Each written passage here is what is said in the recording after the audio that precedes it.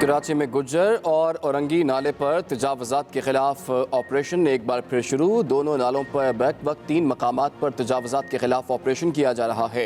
Rangers, police, anti encroachment police के officers और जवान मौजूद। तजावज़ात के खिलाफ ऑपरेशन सुप्रीम कोर्ट के हुक्म पर जारी है। सीनियर डायरेक्टर KMC कहते हैं कि कराची के बरसाती नालों से तजावज़ात का बहुत जल्द सफाया कर दिया जाएगा।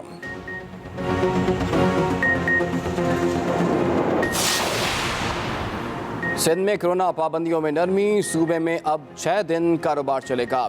एक दिन छुट्टी होगी। वैक्सीन लगवाने वालों को ही ड्राइविंग लाइसेंस मिलेंगे। स्कूलों में 6ठी से 8वीं तक क्लासेस का 50% हाजिरी के साथ आगाज हो गया। हालात मजीद बेहतर होने पर 21 जून से प्राइमरी स्कूल भी खुल जाएंगे।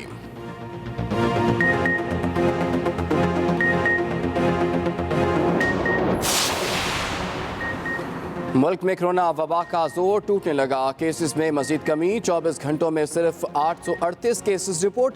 मजीद 59 अफराद दम तोड़ गए। NCOC के मुताबिक मुल्क में कोरोना मुस्बत केसेस की शरह 2.39।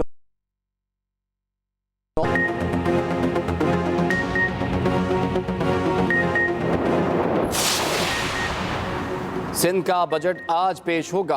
वज़ीर आला सिंध मुराद अली शाह सूबाई असम्बली में बजट पेश करेंगे। सरकारी मुलाजमिन की तनख्वाहों में 20% और पेंशन में 10% इजाफा तजवीज़। तरक्याती बजट का मजमूई हजम 329 अरब रुपए मुख्तस। कराची के लिए 7 नई स्कीमों और फराहमी आपके मनसूबे का ऐलान होगा। तालीम के लिए 240 और सेहत के लिए 172 अरब रुपए मुख्तस।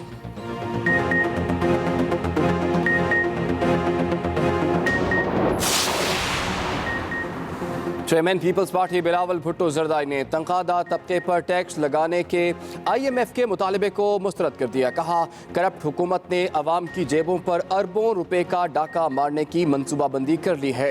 बजट में अवाम की जेबों से पैसा निकाल कर मखसूस सरमायादारों को एमनेस्टी दी गई है। इमरान खान अवाम का खून निचोड़ कर अशराफिया की ऐश परस्ती का सामान पैदा कर रहे हैं। पंजाब का 2653 अरब रुपए का बजट पेश। सरकारी मुलाजमीन की तनख्वाहों और पेंशन में 10% इजाफा। कम से कम उजरत 20,000 रुपए मुकर्रर। तरक्याती प्रोग्रामों के लिए रिकॉर्ड 560 अरब रुपए मुख्तस। एंटरटेनमेंट की कई सर्विसेज पर टैक्स मुआफ। नो सर्विसेज पर टैक्स कम। होलसेल और परचून फरोशों के अलावा हर कारोबारी फर्द पर 2,000 रुपए सालाना फिक्स टैक्स लागू करने का ऐलान।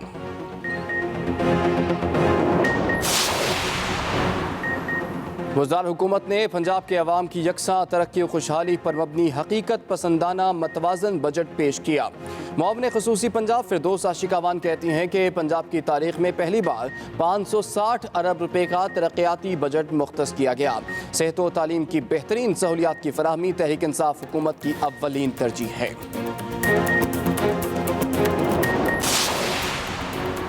पाकिस्तान भारत और बांग्लादेश से आगे। अफरादी क़ुव्वत की बरामद में पाकिस्तान एशियाई ममालिक की फहरिस्त में पहले नंबर पर। 2.5 साल के दौरान 12,32,000 पाकिस्तानियों को रोज़गार के लिए बैरून मुल्क भेजा गया। जुल्फ़ी बुखारी के मुताबिक वज़ीर आज़म 1 करोड़ मुलाजमतों के वादे की तकमील के लिए कोशा हैं।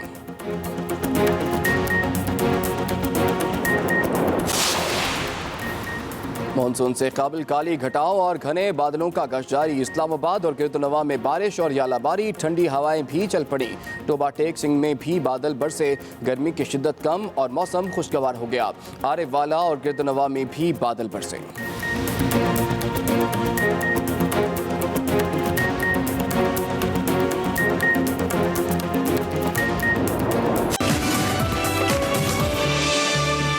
Welcome back to Expresso. अब बात करेंगे सऊदी अरब के हवाले से, जिन्होंने खवातीन को महरम के बगैर भी हज की इजाजत दे दी है। रवा साल हजाज कराम के 3 पैकेजेस की मंजूरी दी गई और सऊदी वजारत हज ने रवा साल हजाज कराम के लिए 3 पैकेजेस की मंजूरी देते हुए खवातीन को महरम के बगैर हज की इजाजत दे दी है। सऊदी वजारत हज ने महरम के बगैर हज की सादत हासिल करने वाली खवातीन से दरख्वास्तें भी तलब कर ली हैं और हज के लिए रजिस्ट्रेशन पोर्टल का भी आगाज कर दिया गया है। बिल्कुल, और इसका आगाज 13 जून से कर दिया गया है, जो 23 जून तक जारी रहेगा। तमाम आज़मीन हज को भी ऑनलाइन रजिस्ट्रेशन कराने की हिदायत की गई है। सऊदी वजारत हज और उम्रा की वेबसाइट पर जारी बयान में कहा गया है कि आज़मीन हज को मुक़द्दस मकामात तक बसों के जरिए पहुँचाया जाएगा और हर बस में 20 से ज़ायद अफराद सवार करने पर पाबंदी होगी। इसी तरह एक खेमे में आज़मीन की जो तादाद है वो 4 से ज़्यादा नहीं होगी और इस बात को भी यकीनी बनाया जाएगा कि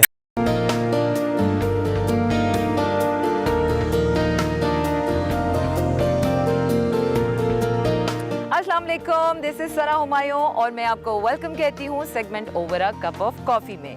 ये जो हरियाली, हरे भरे दरख्त, गार्डन्स मेरे आसपास देख रहे हैं, इस जगह को कहते हैं वेकफील्ड गार्डन्स और यहाँ के बारे में बहुत सी इंटरेस्टिंग इंफॉर्मेशन है जो मैं आपके साथ शेयर करने वाली हूँ, तो रहिए मेरे साथ।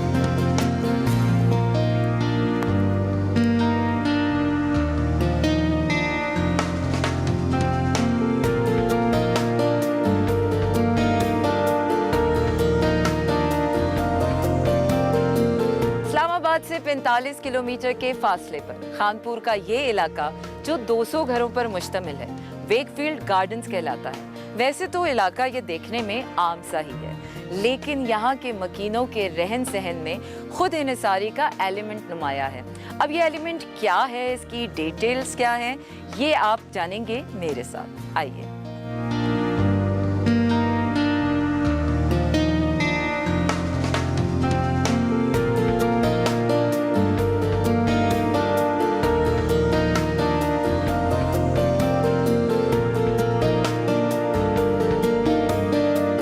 और मैं इस वक्त मौजूद हूँ अयाज कयानी के साथ and he is the Pioneer resident of this Wakefield gardens.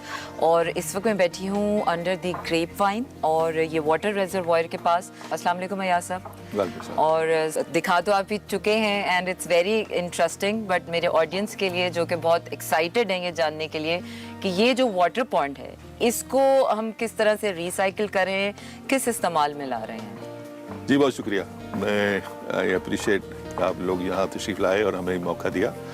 देखिए, हम यहाँ, जैसे मैंने आपसे पहले भी बताया था, कि सस्टेनेबल लिविंग की एफर्ट कर रहे हैं। हम एक कम्युनिटी हैं जो कि सस्टेनेबल लिविंग के जो प्रिंसिपल्स हैं उनको फॉलो करते हैं। उसमें से एक प्राइमरी जो प्रिंसिपल है वो है वाटर कंजर्वेशन का। एक तरीका उसका यह है कि आप अपने पास एक पानी का रिजर्वायर जो है वो क्रिएट करें। जो आपका सरप्लस पानी है वो उसको सेव करते जाएं, बजाय उसको वेस्ट करें।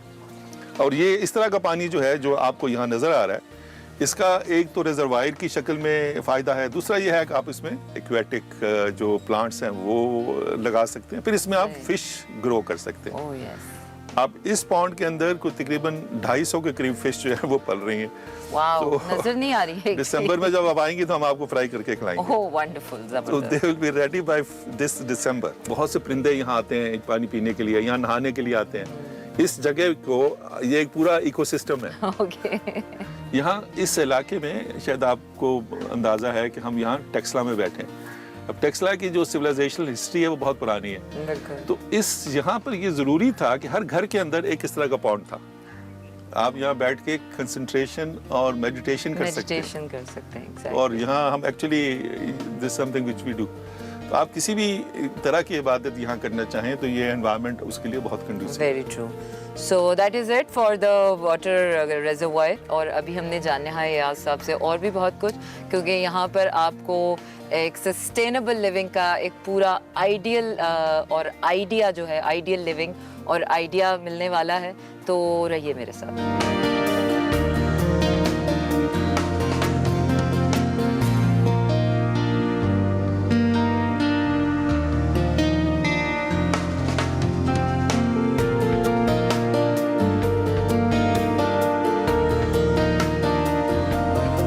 I must say, you're a rich person. Lush green gardens full of fruits, grapevines, oranges, lemons, lychees. मैं जानना चाहती हूँ, क्योंकि अब मुझे एक्साइटमेंट हो रही है कि किस तरह से आपको ये आइडिया आया, हिस्टोरिकल बैकग्राउंड क्या है, कब आपको लगा कि I should just do it. जी सना, ये तो देखिए आपके अंदर होता है एक शौक कुछ चीज़ों के बारे में। तो हमें शुरू से एक एग्रीकल्चर का शौक था।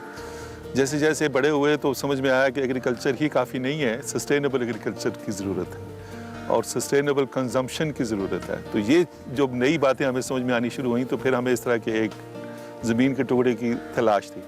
तो ये मैंने को तकरीबन 2006 में यहाँ में आया और अब मैं फिर घर बनाया, कुछ टाइम लगा। अब पिछले तकरीबन 7-8 साल से मैं यहीं पर रहता हूँ। मैं और मेरी फैमिली वी लिव है। गंधारा सिविलाइजेशन से इसकी क्या रिलेटिव? देखिए, हम गंधारा की जो अर्लीस्ट साइट्स थी वहाँ बैठे हुए हैं इस वक्त। ये जहाँ आप बैठे हैं इस जगह का नाम है सिरसुख। ओके। और ये तीसरा बड़ा शहर है टेक्सला के उस पुराने शहर का सिविलाइजेशन का, जिसमें से एक सिरकप है, रास्ते में आपने देखा होगा, एक भेरमंड है और ये तीसरा शहर है। अच्छा यार साहब, यहाँ पर आप कितने SDGs को फॉलो कर रहे हैं? देखिए सना, SDGs जो हैं वो they are all about sustainability, sustainable living. मेरा ख्याल है कि जो लाइफस्टाइल हमने यहाँ अपने लिए अडॉप्ट किया है वो अक्रॉस द बोर्ड सारे SDGs को एड्रेस कर रहा है। क्योंकि देखिए, नेचर के साथ जाने में, गार्डनिंग करने में, सेहत के लिए, ज़िंदगी के लिए आप जो खाना खाते हैं, जो खुराक आप इस्तेमाल करते हैं, उसका साफ़ होना, उसका ठीक होना वो बहुत ज़रूरी है। तो हम यहाँ ऑर्गेनिक फार्मिंग करते हैं। फिर ये है कि सस्टेनेबल, हम सन को एनर्जी में कन्वर्ट करते हैं। अच्छा। हम अपने मटेरियल को रिसाइकिल करते हैं। हम अपने यहाँ एक शेयर्ड, जैसे एक कॉमन लिविंग, शेयर्ड लिविंग है। इस तरह की लिविंग हमारा ख्याल है कि पॉवर्टी को भी एड्रेस करती है और गैर ज़रूरी कंजप्शन को आप रिड्यूस करते हैं। हमारी पॉवर्टी की एक बहुत बड़ी वजह आज के दौर में ओवर कंज्यूम करना है। थैंक यू अयाज साहब। और अब हम जा रहे हैं हार्वेस्टिंग की तरफ और मज़ीद आपको कुछ और इंटरेस्टिंग चीज़ें दिखाऊंगी। रहिए मेरे साथ।